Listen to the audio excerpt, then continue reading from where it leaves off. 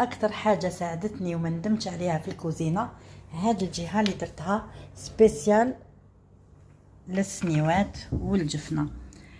نقص عليا كامل هذيك الكركبه اللي تجينا على جال السنيوات ولا لي تروك هادو اللي يتحطوا من داك حاجه فوق حاجه هكا يتحطوا في هاد لو كوان.